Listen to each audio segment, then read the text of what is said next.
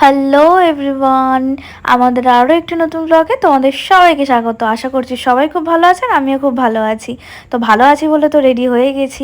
তো আজকে একটু পিসি বাড়ি যাবো, কারণ পিসির একটু শরীরটা খারাপ ছিল, কিন্তু তার আগে আমাদের কিছু কেনাকাটি ছিল, সেগুলোকে কেনা কমপ্লিট করে চলে এসছি। এই দেখো হোল্ডিংয়ে দেখতে পারবে চন্দননগর, মানে আমার পিসি বাড়ি হচ্ছে মানকুণ্ডু।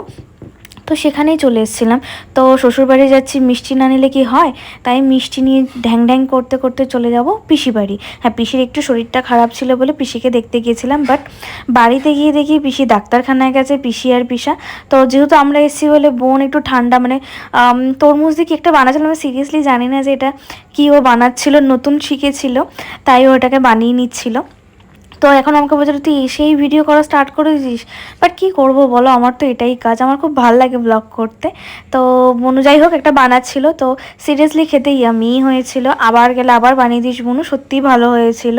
তো সমুর তো খুব ভালো লেগেছিলো, আমারও খুব ভালো লেগেছিলো। আর এখানে গেছিলাম, তো পিসি ততক্ষণও আসে না, তো আমরা একটু খাওয়া দাওয়া করে নিয়েছিলাম। বাট তারপর পিসি আসার পর গল্প করতে করতে আর ভিডিওটা করা হয়নি। দেন রাত্রেবেলা না, পিসি আসার পর থেকে প্রচুর পরিমাণে খাওয়া হয়ে গেছে।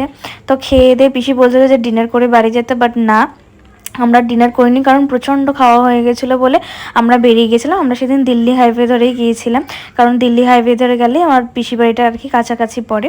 তো সেখানেই চলে গেছিলাম। তারপরে এইভাবে আজকের মিনি ব্লগটা এন্ড হয়ে গেল। তাহলে দ্য এন্ড আজকের মতো। কী করতে হবে তোমাদের, লাইক কমেন্ট অ্যান্ড শেয়ার আর সাবস্ক্রাইব করে পাশে থাকা বেল আইকনটিকে প্রেস করতে কিন্তু একদম ভুলবে না। তাহলে আজকের মতো বাই।